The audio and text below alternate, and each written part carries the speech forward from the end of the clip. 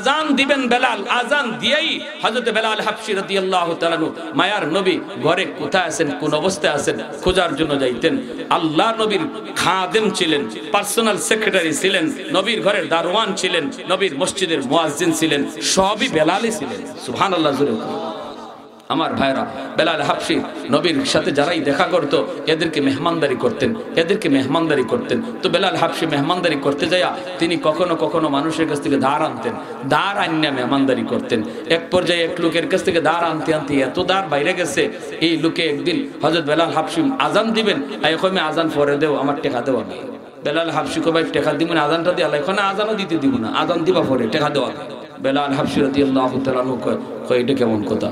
আল্লাহ নবীর কাছে আসলেন, নবীজি বলেন তো ঠিক আছে, নবীজি জিম্মাদারি নিলেন। এরপরে বেলাল আজান দিলেন। এবার নবী বলতেছেন বেলাল ঋণ পরিশোধ করবো কেমন করে? বেলাল বলি ইয়া রাসূলুল্লাহ আমিও তো ভাবতেছি কেমনে করবো গো নবী, তাহলে আমার কয়েকদিনের জন্য ছুটি দেন, আমি দূরে কোথাও চলে যাই, গিয়ে মজদুরি করব, কাজকর্ম করব, হ্যাঁ মানুষের ঘরে কাজ করব, কইরা আমি কিছু টাকা আইনা ঋণ পরিশোধ করব। অথচ এই ঋণটা করছেন নবীর মেহমানদেরকে খাওয়ানোর জন্যই। আল্লাহ নবী অনুমতি দিয়ে দিয়েছেন। সারা রাত বেলাল তিনি কাপড় চোপড় গুছাইতে, সকালে তিনি চলে যাবেন কাজের সন্ধানে।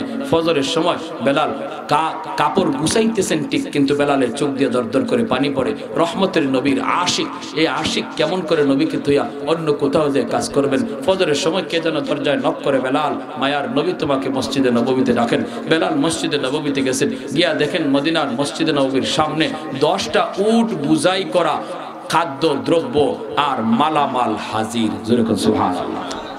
আল্লাহ নবীর কাছে বেলাল যায়, কই নবী গো কেন ডাক দিয়েছেন? নবী কই বেলাল তোমার ঋণের জিম্মাদার আল্লাহ নিজে হয়ে গেছেন। সুবহানাল্লাহ। 10টা উট বুঝাই করা মালামাল তোমার জন্য পাঠানো হয়েছে। এ বেলাল এইগুলা তুমি লয়ে যাও, লয়ে তুমি ওই লোকের ঋণ পরিশোধ করো, অবশিষ্ট যা তাকে আবার মানুষের কাছে দান করো। যেরকম সুবহানাল্লাহ। এই ভাইরা বন্ধুরা ফজরের আজান হয়ে গেল, বেলাল আজান দিয়ে দিলেন। ভাইরা বন্ধুরা এরপরে দেখা গেল, ভাইরা না একটা ঘটনা বলি, শুধু একটা ঘটনা বলি এরপরে শেষ টানবো বয়ানের। ভাইরা বন্ধুরা রমজান মাস, সেহরির টাইম, সেহরির আগে মুয়াজ্জিন সাহেবরা বলে টাইম শেষ, টাইম শেষ, কয়নি না কয় না? 3টা বাজে, 3:30 বাজে, 4:40 বাজে, কয়নি না কয় না? তারপরে কয় আর 10 মিনিট বাকি, এরপরে কয় আর 5 মিনিট বাকি, এরপরে কয় আর টাইমই নেই, হয় না? তো হযরত বেলাল যখনই ভাবছেন, তিনি কইছেন টাইমই নাই, তখন তিনি মনে মনে ভাবতেছেন যে দেখি আমার নবী খায়া শেষ করছেন নি, সেহরি খায়া শেষ করছেন নি, আমি যে আজান দিমু আগে যায় দেখি আমার নবী খানা শেষ করছেন নি, সেহরি খাওয়া শেষ নি। বেলাল গেছেন, যায় দেখেন আল্লাহর নবী 3 জন মেহমান নিয়ে সেহরি খাইতেছেন। বেলাল যায় বলতেছে ইয়া রাসূলুল্লাহ সেহরি টাইম শেষ। নবী চাইছেন, চাই বলেন আচ্ছা ঠিক আছে তুমি যাও। বেলাল গেলেন, ভাবছেন নবী তো খানা খায় শেষ করে ফেলছেন। একটু পরে তিনি আবার আসছেন, টেরি টাইম তো শেষ, আজান তো দিয়ে দিব, গিয়ে দেখি নবী এখনো খানা খায় শেষ করছেন নি। হযরত বেলাল আয়া দেখেন নবী এখনো খানা খাইতেছেন। বেলাল কইয়া রাসূলুল্লাহ ওগো নবীজি সেহরির টাইম শেষ। নবী চাইছেন, এখন ঠিক আছে বেলাল তুমি যাও। বেলাল আবার চলে আসছেন। তৃতীয়বার বেলাল গেছেন, যা দেখি এখনো নবী আছে না, খায়া শেষ করছি, আজান তো দিয়ে দিব। আয়া দেখেন আল্লাহু আকবার, এখনো নবী সেহরি খাইতেছেন। এইবার হযরত বেলাল ডাক দিয়ে কয় ইয়া রাসূলুল্লাহ খোদার কসম, খোদার কসম গো নবী সেহরির টাইম শেষ। যেই মাত্র তিনি কইছেন নবী গো সেহরির টাইম শেষ, খোদার কসম, তখনই আল্লাহর নবী কয় তাড়াতাড়ি শেষ করো, তাড়াতাড়ি, আর কেউ খাইও না, পানিও খাইও না, যার মুখ যেখানে যা আছে এখানে এরাকে ফালাই দেবো। আমার বেলালে কসম করে ফেলছে। সাথে সাথে খানা আটাই লিছে, আটাই আল্লাহ নবী চলো চলো মসজিদে নববীতে চলো। ফজরের নামাজ নবী পড়াইলেন, পরে নবীজি মিম্বরে বসলেন। মিম্বরে বসে বলতেছেন বেলাল কাছে আসো। আল্লাহু আকবার। আল্লাহ নবী বলে সাহাবীরা শোনো, আজ আমি সেহরি খাইতেছিলাম, বেলাল তুমি যাদেরকে দেখছো এর ভিতরে একজন ছিলেন জিবরাইল আমিন, যিনি আমার সাথে সেহরি খাওয়ায় মগ্ন। জিবরাইল আমার সাথে সেহরি খাওয়াতে ছিলেন রে বেলাল। তুমি যখন প্রথমে আমাকে বলছো নবী গো সেহরির টাইম শেষ, তখন জিবরাইল আমাকে কয় নবী গো সেহরির টাইম আরো আছে, খান। সুবহানাল্লাহ কন্যা। তুমি কইছো সেহরির টাইম শেষ, জিবরাইলে কয় আছে, এজন্য খাইছি। দ্বিতীয়বার যখন তুমি কইছো সেহরির টাইম শেষ, তখনও জিবরাইল আমাকে কয় নবী গো টাইম আরো আছে, খান। তৃতীয়বার যখন তুমি আইসা কসম করে ফেলছো, তখন জিব্রাইল কইতেছে নবী গো এখনো কিছু টাইম ছিল, কিন্তু বেলালের কসমের ইজ্জত রক্ষার্থে আল্লাহ টাইম অফ করে দিছে। সুবহানাল্লাহ। আরেকটু আস্তে কোন। সেহরির টাইম ছিল কিন্তু বেলাল কসম খাইলিছে। এত দামি মানুষ আল্লাহর কাছে বেলাল, ওই বেলালের কসমের ইজ্জত রক্ষায় জিব্রাইল কয় আল্লাহ টাইমটা অফ করে দিছে। সুবহানাল্লাহ। ওয়ালাকাদ কাররামনা বনি আদম। আজন্য আল্লাহ পাক কয় মানুষ তোমাকে আমি এত দামি বানাইলাম, এত দামি, ফেরেশতার চেয়েও তুমি দামি। কখন? যখন তোমার ভিতরে ঈমান থাকবে, আমল থাকবে, যখন তোমার চোখ সঠিক কাজে ব্যয় হবে, কান তোমার সঠিক কাজে ব্যয় হবে, জবান তোমার সঠিক কাজে ব্যয় হবে, কান তোমার সঠিক কাজে ব্যয় হবে, জবান তোমার সঠিক কাজে ব্যয় হবে, তখন তুমি মানুষটা ফেরেশতার চেয়েও দামি, ফেরেশতার চেয়েও তুমি দামি। আর যদি তুমি তোমার চোখ কান নাককে তুমি যথাযথ কাজে ব্যয় না করো, যা দেখতেছো তাই বলতেছো, যা শুনতেছো তাই বলতেছো, কি কয় জানেননি? কয় যারে দেখি না তারে মানি না। কয় কারে মানো না? কয় আল্লাহরে দেখি না তাই আল্লাহরে মানিও না। তার একজনকে আহাম্মকের আহাম্মক তুই কি করছ? ফখরে বাঙ্গাল রহমতুল্লাহি আলাইহি একটা একদিন কয় কি জানেন? নাস্তিকা কয় হুজুর, হুজুর এই মানুষে আর কত ধোঁকা দিবেন? হুজুরে কয় কিরম ধোঁকা দিই? কই যে মানুষের হুজুর একখান ফু দেন, আপনি একখান ফু দিয়ে দিলেন, বাতাস ছাড়লেন, এই বাতাসে কি হইলো? কি হইলো বাতাসে? বাতাসে কি তুই এরকম মানুষে আর কত ধোঁকা দিবেন আপনারা? মোল্লা মুন্সি হল ফখরে বাঙ্গাল রহমতুল্লাহ আলাইহি বলতেছে বাতাসে যে কিছু হয় এটা তুমি বুঝো না। কয় বাতাসে কি হইতো? এই যে আমি আপনার বাতাস দিলাম, কি হইছে? দেখছেন কেমন নাটার নাটা। তো ফখরে বাঙ্গাল রহমতুল্লাহ আলাইহি কয় তুমি যখন বুঝো না বাতাসে কি তা হইতে, তোমারে বুঝাই বুঝান। তুমি বুঝবা কেমনে? তোমার তো বাপেরই ঠিক নাই, তোমার জন্মেরই ঠিক নাই, তুমি বুঝবা কেমনে? মেসব তো বেশি বাইরে গেছে। এখন হে হাত সব গুছাই লিতেছে, হুজুরে ধরে ফেলবে, এলাকার মানুষের হাতে চেহারা লাল হয়ে গেছে, বডি ফুলে গেছে। এমনি মানুষের কয় কি মে কি হয়েছে? কি হয়েছে হুজুরে জিগাও। অত বড় কথা আমারে কইছে, হুজুর আপনি কি কইছেন? হুজুর কয় না বেশি কিছু কইছি না, কইছি এর বাপের ঠিক নাই, জন্মে বেজাল। পাবলিকে কয় হুজুর একটু বেশি হয়ে গেছে। কি হয়ে গেছে? বেশি হয়ে গেছে। হুজুর কয় বেশি হয়েছে না। আমি তারে জবাব দিছি বাতাসে বলি কোনটা হয় না, কোনটা যে হয় এটা বুঝাইলাম। কেমনে? কয় হে রে হ্যাঁ, কয় আমরা যে ফু দেই কোরআন শরীফ পইরা, এই ফুর মাঝে বলে কোনটা নাই, এটা বলে একটা ধোঁকাবাজি। আপনারাও কি তা মনে করেন না? এটা হ্যাঁ, গরপুরি রহমতুল্লাহি আলাইহি ফু দিতা ফুকরিত। শনি মঙ্গলবারে হাজার হাজার মানুষ আইছে বদলা লইয়া, বালতি লইয়া, মগ লইয়া, হগলরে হুজুরে ফু দিবেন কেমন কইরা? এজন্য হুজুরে ফুকুরের মাঝে ফু দিয়া যাইতা, আর কইতা ফুকুর থেকে পানি লইয়া যাও কি। আর মানুষে ফুকুর থেকে বোতল বইরে বইরে পানি নিত, খাম হয়ে যেত। এক লোকে একদিন কয় হুজুর আমার একই নয় না, আমি লন্ডন থেকে আইছি, আমার একখান ফু দেওয়ান লাগবো খাস কইরা। কয় কেমনে? কয় আমার জগের মধ্যে কাছের একখান জগ লই আইছে, এই কাছের জগের মধ্যে ফু দিতে হবে। গরপুরি রহমতুল্লাহি আলাইহি বলতেছে তোমার একই নয় না? কয় না হুজুর একই নইব কেমনে? ফুকরির ই কোনার মাঝে আপনি ফু দিছেন, ই ফু হি কোনা যায় কেমনে? তো আল্লাহর ওলি কয় তোমার বুঝ হইব, তুমি জগটা ভালো করে ধরো, আমি ফু দিতেছি। হয়তো ধরলাম তো, ওই ধরছি এইভাবে। আমাদের উস্তাদগণ পাশে ছিলেন যারা দেখছেন, এইভাবে জগটা ধরছে, আর আল্লাহর ওলি কোরআনে আয়াত করে ফু দিছেন, দেওয়ার লগে লগে কাছের জগ টাস টাস করে ফাইটটা মাটির পুরা ফানি সহ পড়ে গেছে। তাহলে আল্লাহর কালামের মধ্যে আসর আসেনি না নাই? এই কথা বুঝাইবার লাগি ফখরে বাঙ্গাল কয় তুমি বুঝবা কেমনে কোরআনে আয়াতে যে আসর আছে? তোমার তো জন্মের ঠিক নাই, তোমার বাপের ঠিক নাই। তখনই কয় হুজুরে কয় আমি কেন কইছি এটা বুঝবা, তোমরা যারা পাবলিক আইছো তোমরা শোনো। হে বলে বাতাসে কি আছে এটা বুঝে না, এটা বুঝাইলাম। আমি যে তারে একটা গালি দিছি, এটা একটা বাতাস, এটা মারছিও না, আঘাত করছি না। দেখো একটা বাতাস ছাড়ছি, এর চেহারা লাল হয়ে গেছি গিয়া, বডি ফুলে গেছি গিয়া, হে মোটো হয়ে গেছি গিয়া, আমার ধরিলি তো। অথচ আমি তার মারলাম না, অথচ হাতও তুললাম না, একটা বাতাস চাললাম। বাতাসে যদি তার চেহারা লাল বানায় দেয়, বডি ফুলাইয়া দেয়, একটা নাপাক বাতাস দাও, গালি। কোরআনের আয়াত হলো পাক, পাক আয়াত কইরা বাতাস চাললে যে 100 নয়, এটা বুঝাইছি। বুঝে আসছে আপনাদের? জোরে কোন। আমি ওই মদিনা নগরী দেখবো, এই মদিনা নগরীতে প্রাণের নবী, আখির নবী, রহমতের নবী হিজরত করবে। তখন তো মদিনা নগরী হয় নাই, মদিনায় কোনো ঘর নাই, মদিনায় কোনো বাড়ি নাই, মদিনা নগরীর কোনো অস্তিত্ব নাই। এরপর সে বলে আমি মদিনা দেখব, মদিনা দেখব। উলামায়ে কেরাম কই সফর শুরু করে দাও, মদিনা নগরী কেমন হবে, এই মদিনা নগরীর চারপাশে কেমন হবে, মদিনার আবহাওয়া কেমন হবে, মদিনা যাওয়ার পথটা কেমন হবে, এর পুরাপুরি বিবরণ আল্লাহ পাক তাওরাত কিতাবের ভিতরে উল্লেখ করেছেন।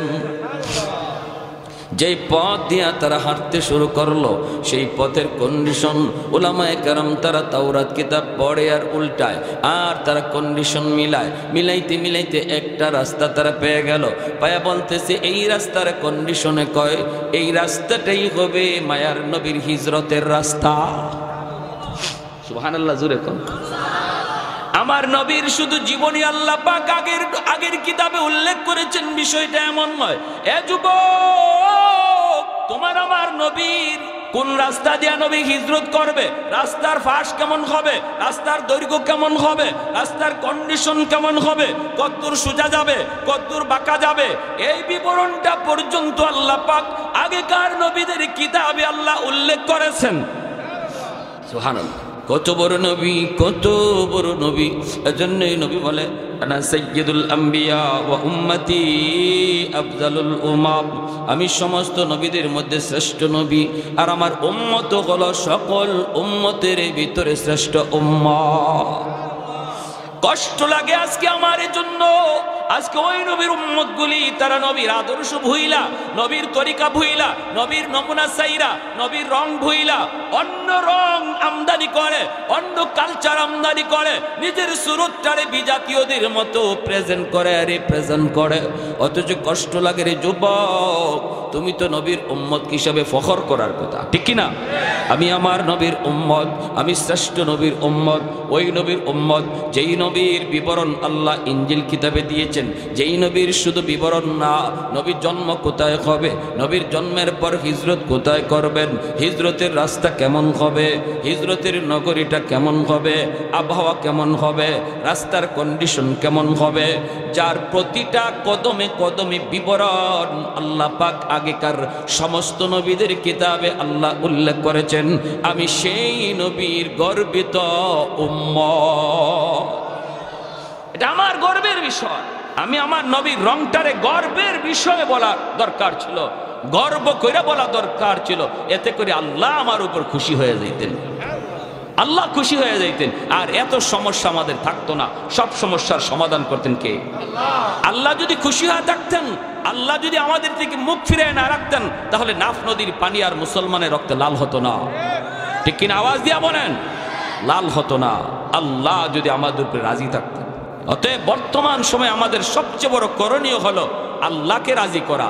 আল্লাহকে যে নারাজ করেছি, এই নারাজি থেকে আল্লাহকে রাজি করায়া আল্লাহর চেহারা আমাদের দিকে নিয়ে আসা, তাহলে আমাদের কোনো টেনশন নাই। দাঁড়ায় থাকবো ময়দানে একা, পিছন থেকে মারবেন আল্লাহ নিজে। ওমা রামাইতা ইদ রামাইতা ওয়ালাকিন্নাল্লাহ রামা। ঘরের অশান্তি, টেনশন নাই, সমাধান করবেন কে? আল্লাহ। ঘরে বাইরে আজকে মুসলমানের আগুন, একটাই কারণ, আমরা নবীর রং ছেড়ে দিয়েছি। এটাই একটাই কারণ, একমাত্র কারণ, নবীর আদর্শ ছেড়ে দিয়েছি।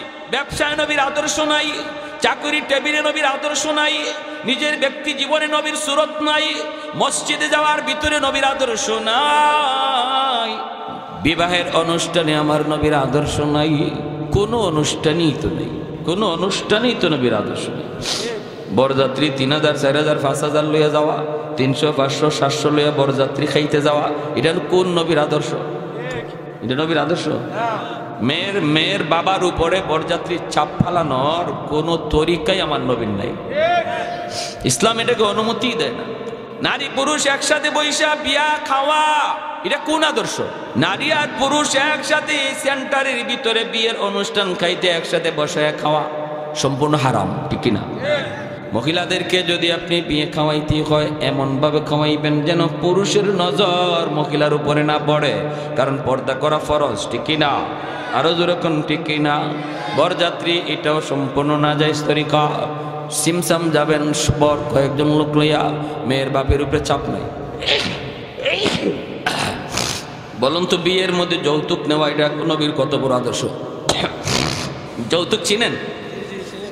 আপনাদের এলাকায় কি বলে যৌতুক? রে যৌতুক করে না, সিস্টেম ডাইরেক্ট যৌতুক খায় না, ঘুরাইয়া খায়, আছে না? নাই, ছেলের বাবা নিজে কয় না, বন্ধুরে দিয়ে কয়। হয় না, ছেলের বাবা তো কিছু চায় না, ছেলেও কিছু চায় না, তবে কিছু না দিলে কেমনে হয়? বর্তমান যুগে তো একটা পালসার মোটরসাইকেল লাগে, একটা কালার টিভি লাগে। ভাত এমনে খায় না, এমনে খায়। বুঝেননি কথা? সোয়াল করা যাবে না, সোয়ালের বাহানাও করা যাবে না, ঠিক না? হ্যাঁ, কোন জায়গাতেই আমরা দেখতেছি, ছোট হোক বড় হোক, কোন জায়গাতেই আমরা দেখতেছি আমার নবীর আদর্শ কি ছিল, এটা আমরা মুসলমান জানার চেষ্টাও করি না, মানিও না। আমাদের মতো হুজুররারে বসায় যদি চেয়ার টেবিলে বসায় যদি খাওয়াইতে চান আপনারা, তাহলে আপনারা যে কেমনে খান এটা আমাদের বুঝেই ধরে না। অনেক সময় বলি যে কেন চেয়ার টেবিলে বৈশা খাওয়া কি এটা নবীর সুন্নত তরিকা? দস্তরখানা বিষয়ে সমান জায়গায় খাওয়া। ওলামায়ে কেরামরাই যদি সাধারণ মানুষ চেয়ার টেবিলে বসে খাওয়াবার চিন্তা করে, তাহলে তারা যে দস্তরখানে বৈশা খানা খাইতে হয় মনে হয় এটা ভুলেই গেছে, এটা জানেই না। তাহলে আমাদের কোন জিনিসটা দেখে আল্লাহ বুঝবে যে তার এই কাজটা আমার নবীর মতো, অতএব তারে আমার বন্ধু বানানো যায়, আমার বন্ধুর নমুনা যেহেতু পাওয়া গেছে, তারে বন্ধু বানানো যায়, আমি তার পাশে থাকব। আমাদের জীবনে এমন কোন আমলটা আছে যেটা আমরা আল্লাহরে দেখাবো? বলেন কোনটা দেখাবো? তাহলে কেন এত চিল্লাচিল্লি করে আল্লাহ কই তুমি, কই তুমি? মাইরা তো আমারে শেষ করে ফেলাইতেছে, আমার রক্তে তো জমি লাল হয়ে যাইতেছে। আল্লাহ তোমারে আমি মানি, তুমি কই, কই তুমি কই? আল্লাহ তো আছে ঠিকই, কিন্তু চায় না। একটা উদাহরণ দিই, দুই বন্ধু, খুব ঘনিষ্ঠ বন্ধু, একজন আরেকজনের ছাড়া চলে না, খায় না, ঘুমায় না। এখন এই এলাকায় একজন ভালো বক্তা আসছেন, ইনি বয়ান করবেন। তো ওই অবস্থার মধ্যে এক বন্ধু অসুস্থ, সে বলতেছে দোস্ত আমি অসুস্থ, আমি যাইতে পারি না। দোস্ত এক কাজ করো, তুমি হুজুরে ওয়াজটা রেকর্ড করে আইনো মোবাইলে, আমি তোমার এমবির টাকা দিয়ে দিতেছি, নাও তোমাকে এমবির টাকা দিলাম, যাতায়াত খরচ, আসা যাওয়ার খরচ বাবদ 500 টাকা দিলাম, তুমি যাতায়াত খরচ দিয়া ওয়াজ রেকর্ড কইরাও তোমার টাকা থাকবে, যা মন চায় তুমি খাইও। 500 টাকা পুঁজি দিয়ে দোস্ততারে পাঠাইছে মাহফিলে গিয়ে ওয়াজ রেকর্ড করার জন্য। বুঝে আসছে? হে 500 টাকা পকেটে নিয়ে রওনা দিছে, মাহফিলে আসবে। রাস্তায় পায়া গেছে তার পুরাতন বান্ধবী সকিনা। সকিনায় পাইয়েই যখন চোখের ইশারা দিয়া বুঝছে, আর কয় কি ব্যাপার এতদিন পরে দেখা? হ্যাঁ, তো কলিজায় মুচড় দিয়ে উঠছে। সাথে সাথে রিক্সা থেকে নামলো, নেমে পাশে গিয়ে রঙের আলাপ, ঢঙ্গের আলাপ শুরু হয়েছে, পুরাতন কত কিচ্ছা কাহিনী।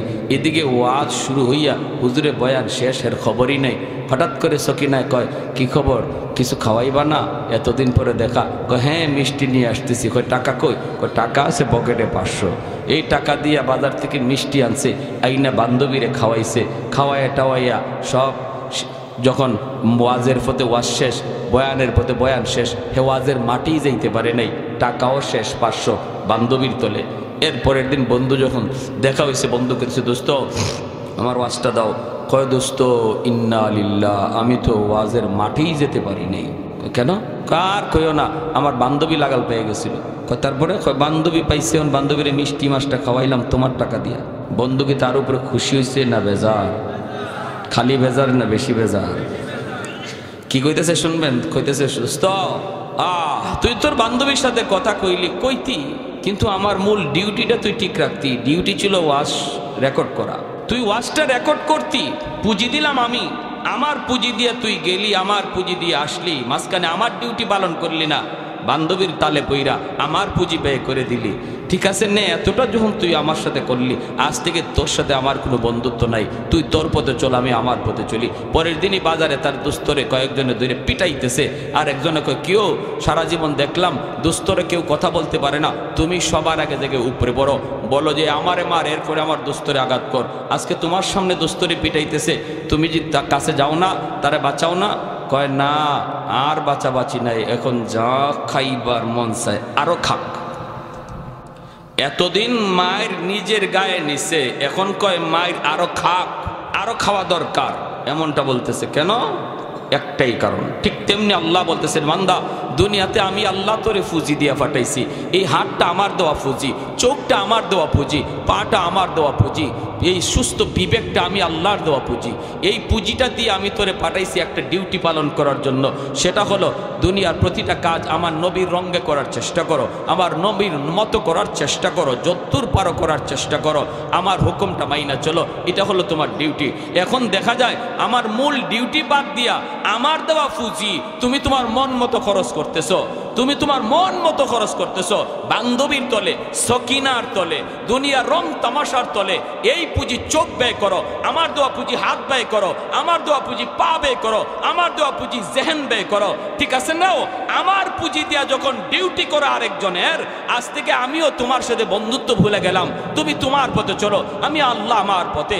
এইবার আমরা মায়ের খাই, আল্লাহ দেখতেছে যে আল্লাহ বদরে নিজে মায়ের ফিরাইছে, নিজে মায়ের দিছে, মুসলমান দাঁড়ায় ছিল মাত্র একশনে গেছে আল্লাহ, ওই আল্লাহ আজ আমাদের দিকে তাকায় না, অন্যদিকে তাকায় কয় মায়ের আরো খাও, কারণ আমি আল্লাহর কলিজায় আঘাত দিয়ে দিছি। প্যারে হাজরিন, একমাত্র কারণ এটা আজকে আমাদের মায়ের খাওয়া। রাসূল করিম সাল্লাল্লাহু আলাইহি ওয়াসাল্লাম কোন রাস্তা দিয়ে হিজরত করেছেন, সেই রাস্তাটা উলামায়ে কেরাম পায় গেলেন। এইবার উলামায়ে কেরাম বলতেছে এই রাস্তা ধরে সামনের দিকে আগাও। সামনের দিকে আগাইতে আগাইতে তারা মদিনা নগরীর কন্ডিশন পেয়ে গেলেন, এমন একটা জায়গার মধ্যে তারা যায় পৌঁছলেন। চতুর্দিকে তারা তাকায় তাকায় তাকায় তারা বুঝে গেছে এই জায়গাটাই হবে এক সময় মদিনা নগরী। আল্লাহু আকবার। এই জায়গাটাই হবে মদিনা নগরী। চতুর্দিকে পাহাড়ের কন্ডিশন, আবহাওয়ার কন্ডিশন, সব কিছু অবজার্ভ করে তারা বুঝে গেছেন তাওরাত কিতাবের ভিতরে যেই নগরীর কথা আল্লাহ পাক উল্লেখ করেছেন এই সেই মদিনা নগরী। মদিনা নগরী সন্ধান পাইয়া 400 জন আলেম তারা ডাক দিয়া কয় বাদশাহ জাহাপনা, আমরা মদিনা শরীফের সন্ধান পেয়ে গেছি, এই জায়গাটাই হবে মদিনা, এই জায়গাতেই মায়ার নবী হিজরত করবেন। শুধু তা না, এই মদিনা শরীফেই মায়ার নবী, আখিরি নবী, রহমতের নবী, এই শহরেই তিনি চিরনিদ্রায় শুয়ে থাকবেন।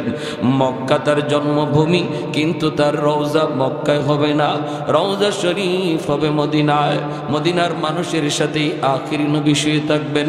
অতএব আমরা 400 জন আলেম আমরা সিদ্ধান্ত নিয়েছি আমরাও আর ইয়ামেন ফিরে যাব না। নবী যেই দেশে শুইবেন ওই জায়গায় আমরাও আমাদের কবর বানাতে চাই। আমরা ইয়ামেন যাব না, ইয়ামেন যাব না, আমরা এই এলাকায় থেকে যাব, এখানেই আমাদের কবর হবে। আমাদের কবরের উপরের পাশ দিয়ে মায়ার নবী হাইটা যাবে, তার পায়ের ধুলাবালিতে আমাদের কবর ধন্য হবে। বাদশাহ কই তাহলে আমি তোমাদের জন্য 400টা বাড়ি বানায় দেয়া গেলাম, 400টা ঘর তোমাদের জন্য বানায় দিলাম।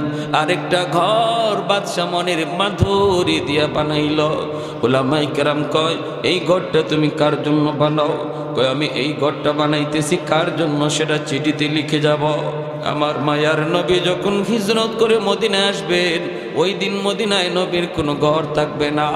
আমি নবীর জন্য জন্মের 1000 বছর আগে মদিনায় ঘর বানায়া গেলাম। এই ঘরের তালা লাগাইয়া, তালার চাবিটা আমি সবের হাতে দিয়া, আর একটা চিঠি লেখা বাদশাহ ইয়ামেন চলে যায়। 1000 বছর পরে যখন আমার রহমতের নবী দুনিয়ায় আগমন করেন, নবী 40 বছর বয়সে দাওয়াতের কাজ দেন। মক্কার মানুষ মায়ার নবীকে জন্মভূমিতে থাকতে দিল না।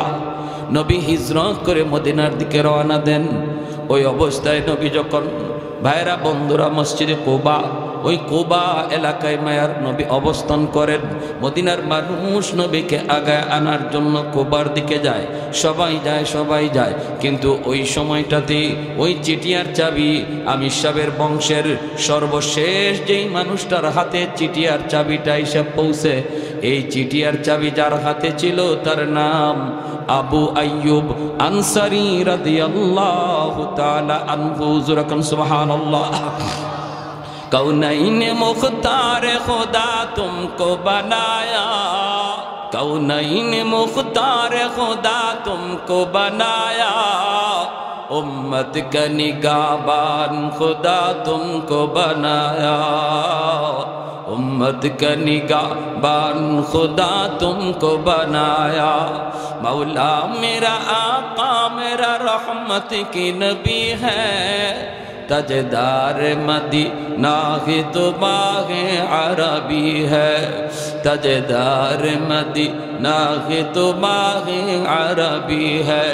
अशजार में देते हैं नबूवत के शहादत, तशकीक कमर में है तो अंगुल की इशारा, तशकीक कमर में है तो अंगुल की इशारा। একটু জোরে সুরে কোন আল্লাহু আকবার, আর একটু জোরে আল্লাহু আকবার। ভাইরা বন্ধুরা, উলামায়ে কেরাম 400 জন আলেমের কবর সেই মদিনাতে হলো। আমির সাহেবের বংশের যেই মানুষটা মায়ার নবী যখন মদিনায় হিজরত করেন, ওই দিনেই চিঠিয়ার চাবি যার হাতে তিনি হলেন আবু আইয়ুব আনসারী রাদিয়াল্লাহু তাআলা আনহু। আল্লাহর নবী কুবা এলাকায়, মদিনার মানুষ আমার নবীকে আগায় আনার জন্য যাইতেছে, কিন্তু আবু আইয়ুব আনসারী ইনি যায় না, ইনি শুধু ওই ঘরটারে পরিষ্কার করে, ওই ঘরটারে আদর করে, ওই ঘরটারে মালিশ করে। মদিনার মানুষেরা কইরে আবু আইয়ুব, আমরা মায়ার নবীকে আগায়া আনতে কুবা এলাকায় যাইতেছি, তুমি কি আমাদের সাথে কুবায় যাবা না? আবু আইয়ুব কই, আমার যাওয়া লাগবে না, আমার কাছে মায়ার নবীর একটা আমানত আছে। আমার মন বলে নবী আমার খোঁজে এখানে আসবে, ওই আমানতের খবর হয়তো অবশ্যই আল্লাহ তার হাবিবকে জানায় দিবে। অতএব নবী তারা আমানতের বস্তু নেওয়ার জন্য আমার কাছে আসবে।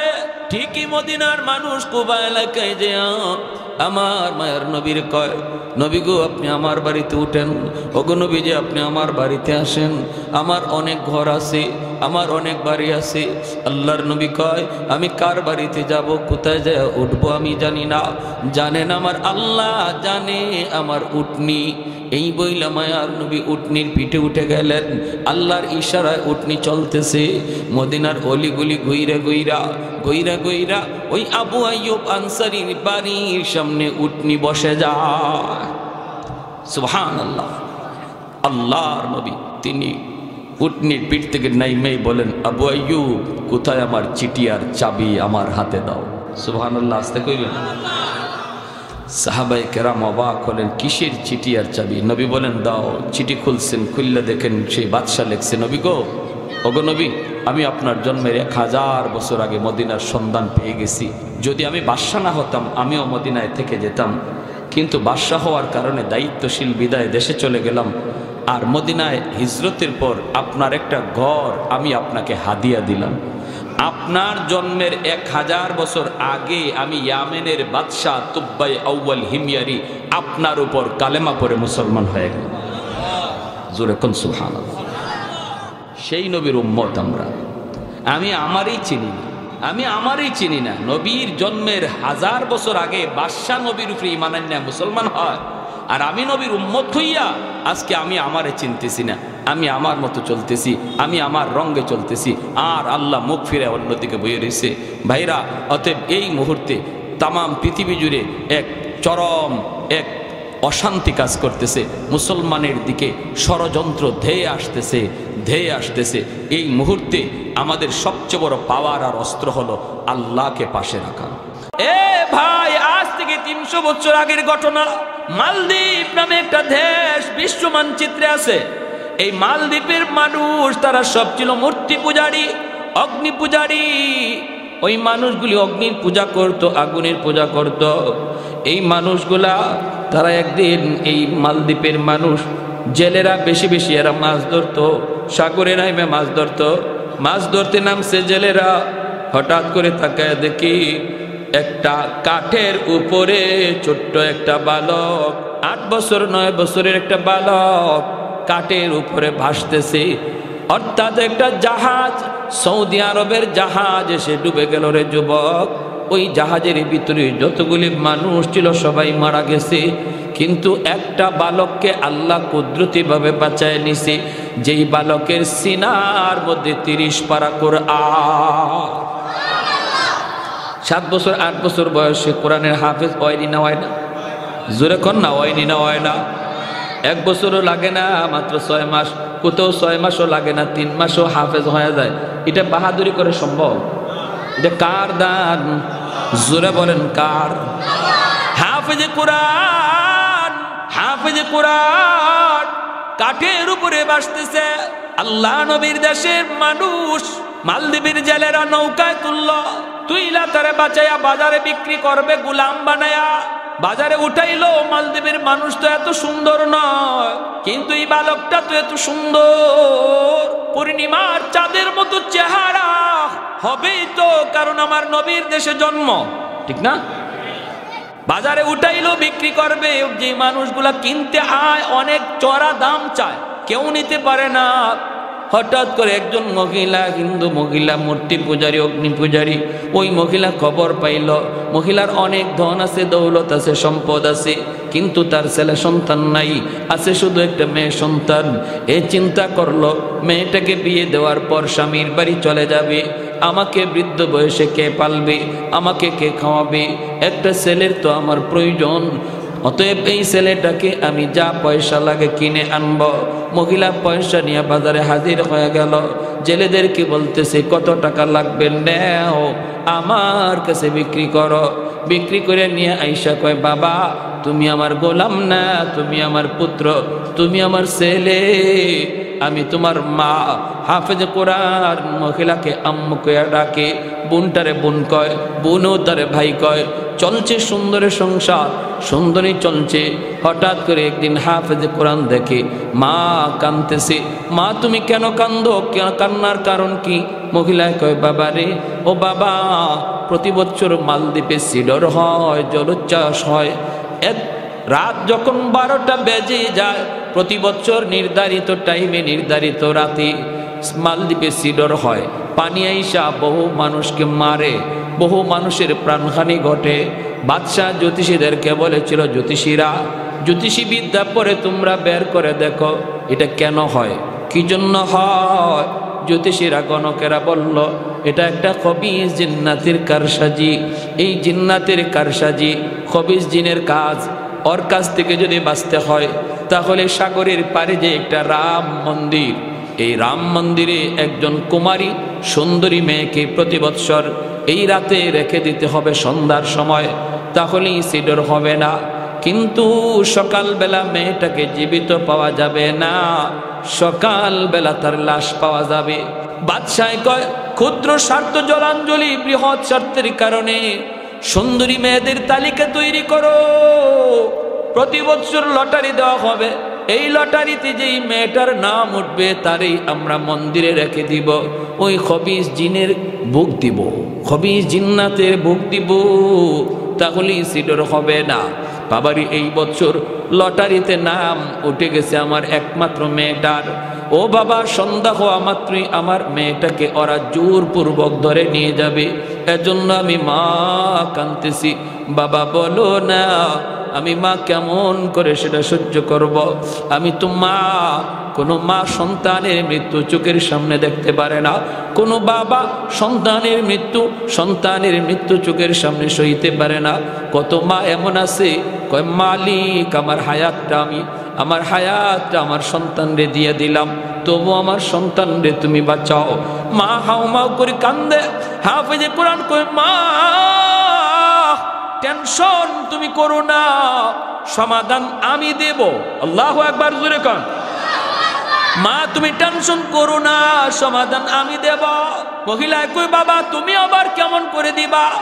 হাফেজে কোরআন কই, মা আমার বোনটারে নানার বাড়ি পাঠায় দাও। নানার বাড়ি নানির হাতের পিঠা খাক, আর বোনের জামা কাপড় পরাইয়া আমাকে মেয়ে লোক বানাইয়া পালঙের উপর বসায় রাখো। ওরা আমাকে মেয়ে লোক মনে করে নিয়ে যাক, মন্দিরে রেখে দুক, এরপরে আমি বুঝবো আর জিনে বুঝবে। আল্লাহু আকবার। খবিস জিনের কত বড় শক্তি আমি দেখব। মহিলা কই, না বাবা আমি তোমাকে হাতছাড়া করতে পারি না, কারণ আমার মেয়েটা বিয়ের পরে তো চলে যাবে, তুমি তো আমাকে পালবে, তুমি তো আমাকে খাওয়াবে, আমি তোমাকে মৃত্যুর ঘাটে দিতে পারি না। হাফেজ কোরআন কয়ে মা তুমি তো মনে করছো আমাকে জিনে মেরে ফেলবে, কবি জিনে আমাকে খেয়ে ফেলবে, কিন্তু মা গো তুমি জানো না আমার সিনার মধ্যে আল্লাহ কি রেখে দিয়েছে। আমার সিনার ভিতরে 30 পারা কোরআন, যেই কোরআনের পাওয়ার জিন্নাতের পাওয়ারের চেয়ে 1000 গুণ বেশি। আরেকটু জোরে সুবহানাল্লাহ, আরো জোরে আল্লাহু আকবার। মুসলমানের আওয়াজে আল্লাহু আকবার। ভাইরা আমার, যেই মাত্র কয় মা আমার সিনার ভিতরে 30 পারা কোরআন, আমার কোনো ক্ষতি হবে না গো মা, টেনশন তুমি করো না, টেনশন করো না।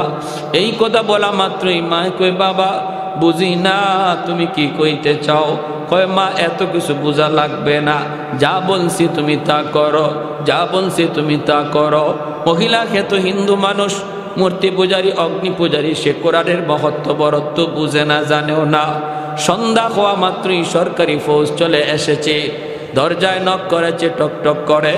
মা দরজা খুলে দিয়ে দেখে সরকারি ফৌজ। এখনই তোমার কলিজা কাইফা উঠছে, হায়রে আমার ছেলেটারে নিয়ে যাবে মেয়ে মনে কইরা, মেয়ে লোক মনে কইরা আমার ছেলেটারে নিয়ে যাবে, আমার ছেলেটারে আর মনে হয় পাবো না। মহিলায় কয় রাম রাম রাম। হাফেজে কোরআন কয় মা গো রাম রাম কইও না, রামে বাঁচাইবার ক্ষমতা বাঁচাই কে? আরেকটু জোরে কে? সব মারা গেল, জাহাজ ডুববে, বাঁচাইলো কে? আল্লাহ চাইলে পারেনি না পারে না। যারে আল্লাহ রাখে কেউ তারে মারতে পারে না, আর যারে আল্লাহ ধরে কেউ তারে সারাইতো। জোরে খন ইন্না বাতুশা রাব্বিকা লাশাদীদ। আল্লাহর ধরা বড় কঠিন। ধরে না, ধরে না, ধরলে আল্লাহ ছাড়ে না, ঠিক কি না? হুট করে আল্লাহ ধরে না, আল্লাহ সময় দেয়, সুযোগ দেয়, বান্দা দেখি এরপরে নি ফিরে আয়, এরপরে নি ফিরে আয়। যখন আয় না তখন ধরে। ফেরেশতারা আল্লাহ ফজরের নামাজটা পড়ছে না, সকালবেলা নাস্তা দিমু, আল্লাহ দি আল্লাহ জুহরের টাইমে মনে হয় আমার বান্দা নামাজে আইব, জুহরের টাইমটা তো নামাজে আইলো না। ফেরেশতার আল্লাহ দুপুরে খানাকে হাজির করব, আল্লাহ কয় দিয়া দেও, রিজিক বন্ধ করো না, আসরের নামাজে আমার বান্দা আইব। যেরকম সুবহানাল্লাহ। আসরও আয় না, তখন আল্লাহ কয় মাগরিবে আইব। আল্লাহ এতটা সুযোগ দিয়া দেয়। যেরকম সুবহানাল্লাহ। আলা কুল্লা ইয়াউমিন ওয়াল আরদা ইস্তাজিলু রাব্বাহু। জমিন কয় মালিক দাবায় দেই। ওয়াল মালাইকাতু ইস্তাজিলু রাব্বাহু ওয়াল বাহরা ইস্তাজিলু রাব্বাহু। ফেরেশতারা কয় আল্লাহ ধ্বংস করে দেই, আর কত দেখবো, আর গুনাহ কত দেখবো, আর সহ্য হয় না। আল্লাহ তুমি কও। জমিনে কয় আল্লাহ আর কত দেখবো, আর কত দেখবো, ভাল লাগে না। আল্লাহ আর কত দেখবো, কত দেখবো, সহ্য হয় না। সাগর মহাসাগর কয় আল্লাহ আর সহ্য হয় না।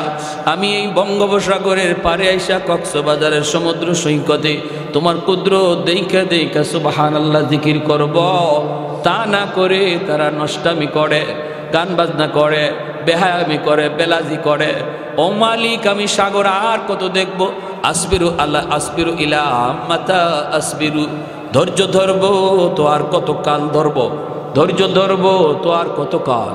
আল্লাহ কয় উসকুত, চুপ থাকো।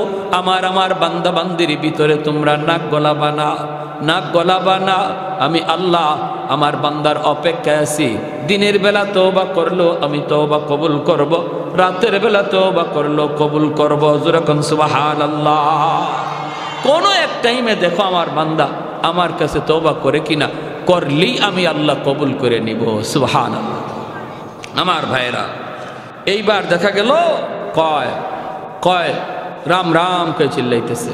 এখন হাফেজ কোরআন কয় আল্লাহ রে ডাকো, রাম হবে না। রাম রামে এরা তো ভগবান কইতে দেরি লাগে, ভগবান বানাইতে দেরি হয় না। বট গাছও ভগবান, গঙ্গা নদীও ভগবান, গাইও ভগবান, বট গাছও ভগবান, তুলসী গাছও ভগবান। আল্লাহ নবী বাইতুল্লাহর ভিতরে মূর্তি পাইছেন 360টা। মূর্তি আসিল বাইতুল্লাহ কয়টা? 360টা। বর্তমানে দেবতা হইল কয় কোটি? বা 33 কোটি দেবতা হইছে। কত না? 360 আসিল দেবতা, বর্তমানে চলছে 33 কোটি দেবতা। এটা যে আরো কত কোটি যায় কারণ অবাক কিছু দেখলেই, আশ্চর্যের কিছু দেখলেই ভগবান বানাইতে দেরি হয় না। বট গাছ বয়স কত? 100 বছর, হয়তো ইডুই ভগবান। গাই, ওরে আল্লাহ দুধ দেয়, উলান কাটলে দুধ পাওয়া যায় না, তে ভগবান এটাই। তুলসী গাছ, এটা কেন লাগে ভগবান? এটা খাইলে, এটার পাতা খাইলে কাশ কমে যায়, তে এটাই ভগবান। হয়েছে নি কাম হয়েছে?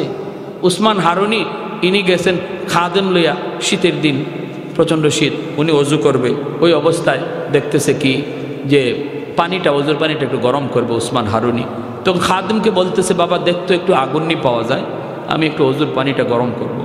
তো খাদেম যায় পাইছে আগুন, কিন্তু আগুনের পাশে মানুষজন আগুনের পূজা করে। উনি গিয়ে কয়, ভাই একটু আগুন দিবা?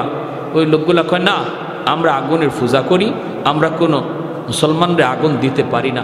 খাদেম আইসা কয়, হুজুর এরা আগুন দিবে না কেন? কয় ওরা আগুনের পূজা করে, এজন্য আগুন আমাগরে দিবে না। উসমান হারুনি তিনি খাজা মঈনুদ্দিন চিশতি রহমতুল্লাহি আলাইহির উস্তাদ, তিনি চলে গেছেন, গিয়া বলতেছে, ভাই একটু আগুন দাও না। কয় না, বললাম তো দিব না। কেন? কয় আমরা আগুনের পূজা করি। কেন? কয় আগুনের পূজা করি এজন্য, আমাদের বাপ দাদাও করছে। কেন করছে? কয় যা শুনছি আগুনের পূজা করলে মরণের পরে আগুন জ্বালাবে না, আগুনে একটু মায়া করবে, এজন্য আমরা দুনিয়াতে আগুনের পূজা করি।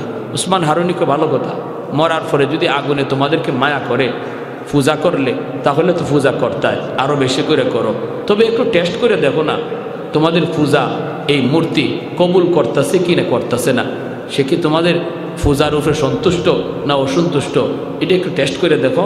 দুনিয়াতে মূর্তি পূজারীরা কয়, আগুন পূজারীরা কয়, এটা আবার কেমনে? উসমান হারুনি কয়, আঙ্গুলটা আগুনের মধ্যে দিয়া দেখো আঙ্গুল জ্বালায় কিনা, যদি আঙ্গুলটা না জ্বালায় তাহলে বুঝবা তোমাদের উপরে আগুন সন্তুষ্ট, মরণের পরেও জ্বালাবে না। আর যদি দুনিয়াতে আঙ্গুল জ্বালায় তাহলে বুঝবা এই পূজায় কাম হইতেছে না, মরার পরে আঙ্গুল না খালি পুরা বডি জ্বালায় সার করবো। এই অগ্নি পূজারীরা কই, রে মৌলবী তো বড় চালাকরি, আইসা আমার ঘরে আগুন দিয়ে জ্বালাইতো।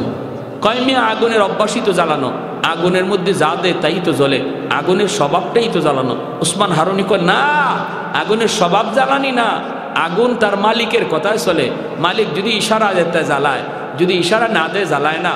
এজন্য ইব্রাহিম খলিলকে জানায় নাই, মুসা কালিমুল্লাহকে তুর পাহাড়ে জ্বালায় নাই। অগ্নি পূজারীরা কয়, মিয়া মুসা ইব্রাহিম বুঝি না, তুমি কিছু পারবাইনি দেখাও, আমরা যা দেখি আগুনে জ্বালায় না, আগুনে জ্বালায়। উসমান হারুনি কয়, তাহলে দেখবা। এই বইলেই ছোট্ট একটা বাচ্চারে টাস করে কুলে নিয়া একটা লাফ দিয়া আল্লাহু আকবার কইয়া আগুনের ভিতরে চলে গেছে।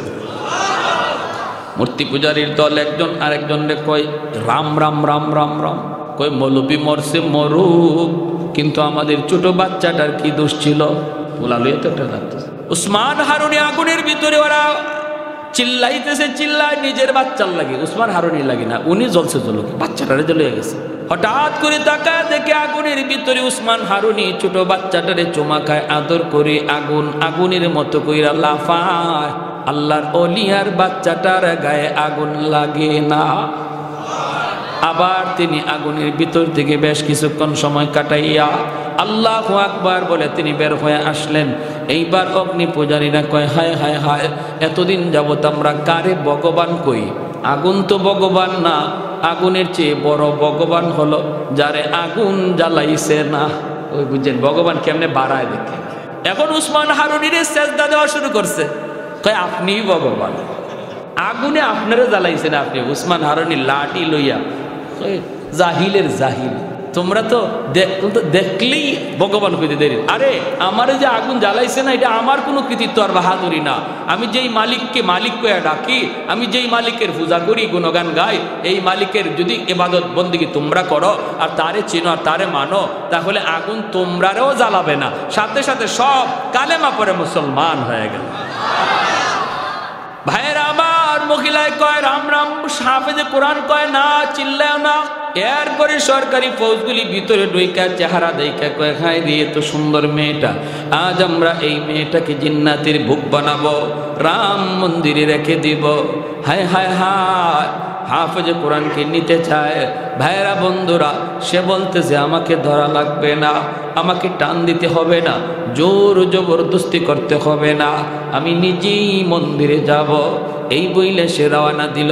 বলুন তো, মেয়ে লোকের পোশাক পইরা যে বসা, সে কি মেয়ে লোক নাকি ছেলে? ছেলে।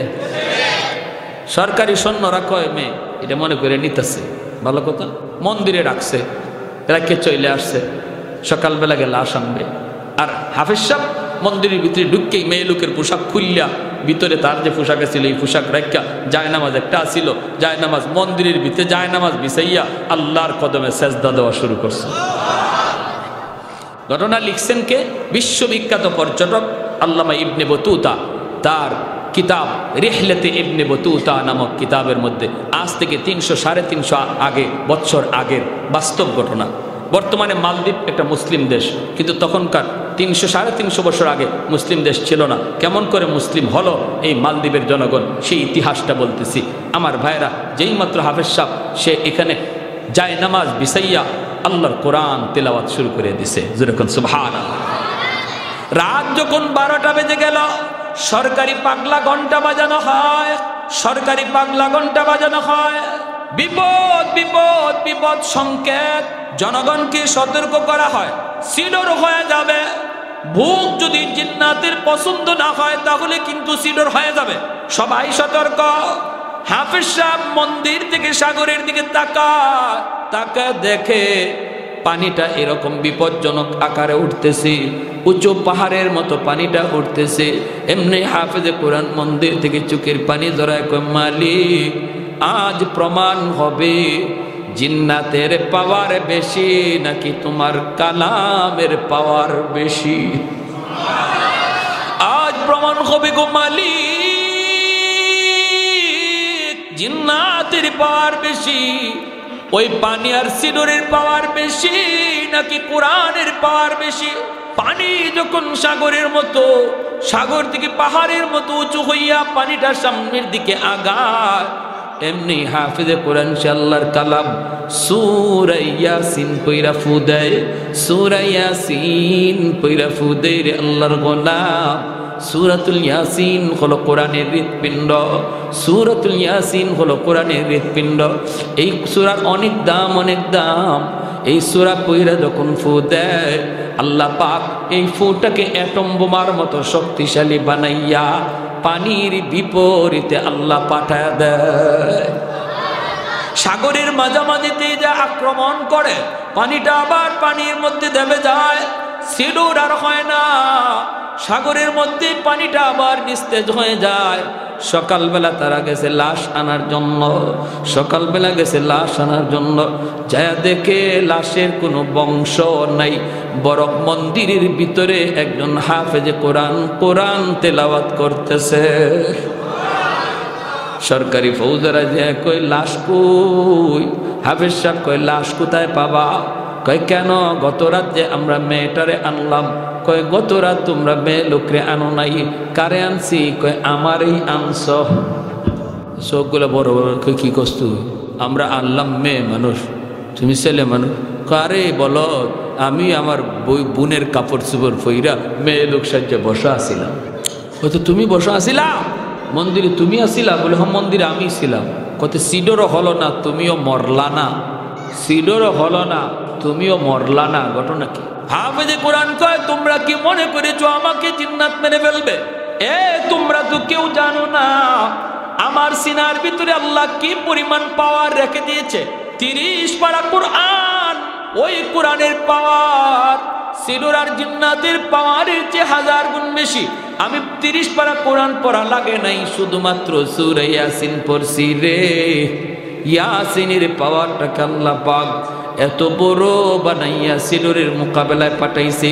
পানি পানির জায়গায় দেবে গেছে, সিডর হয় নাই।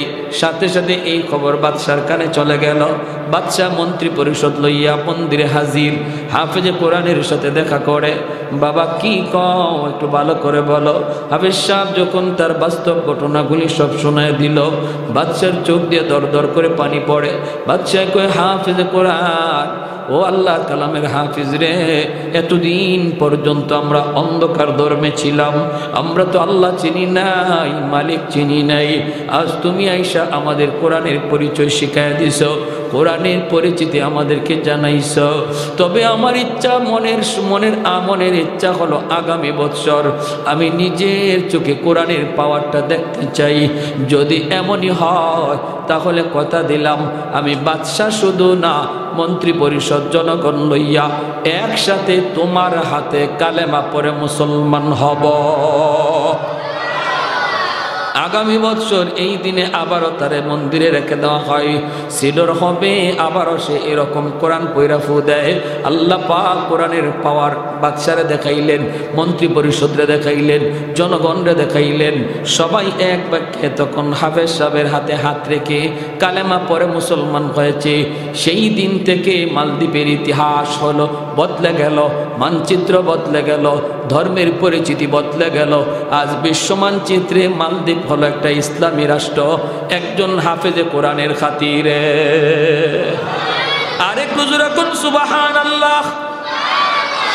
এ ভাই মনে রাখবা, কোরআনের হাফেজের বাপ মাকে আল্লাহ পাক হাসরের মাঠে ডাক দিয়া কইব, কই আমার কোরআনের হাফেজের বাপ মা?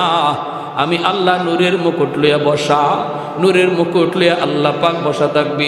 দুনিয়াতে আজকে উস্তাদগণ তাদেরকে পাগড়ি মাথায় দিয়ে দিবে, কিন্তু আমরা যারা পাগড়ি দেব বাচ্চাদেরকে, এই বাচ্চাগুলির বাপ মার চেহারার দিকে আল্লাহর মায়ার নজর। কারণ দুনিয়ার জগতে তার বাপ মা কত কথা শোনা লাগছে, মানুষজন তারে বাধা দিছে, কতজনে কত কথা বলছে না মাদ্রাসায় পড়ায় না, মাদ্রাসায় পড়লে খাইবে কেমনে, চলবে কেমনে, সংসার পালবে কেমনে, বউ পালবে কেমনে, কত কত কথা, কত কথা।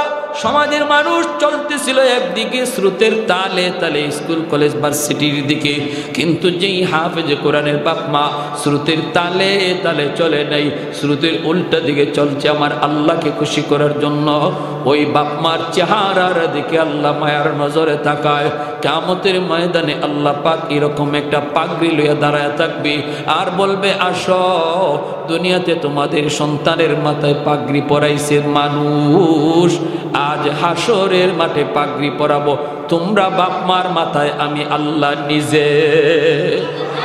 মান করা আল কুরআন ওয়া আমিলা বিমা ফিহি উলবিসা ওয়ালিদাহু তাজান ইয়াউমাল কিয়ামা।